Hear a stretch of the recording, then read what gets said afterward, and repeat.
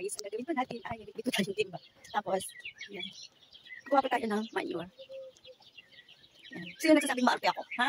Yan, tingnan nyo. Nagpipito ko ng timba at kukuha po tayo ng manure. Yan, mano-mano po ako gumagawa sa ating flat. Guys, dito po tayo kumukuha ng manure. Shoo, shoo, shoo, shoo, shoo, shoo, shoo. Oh, may ahas. Shoo, shoo, shoo, shoo. Takot din po tayo kasi baka may ahas. Shoo, shoo, shoo, shoo, shoo. Ingat lang po. Nanakaw po tayo ng manure. Ito ay sa may-ari ng amo ng Indian. Wow! May kumagat sa akin na lamok. May kumagat na naman sa atin na lamok, guys.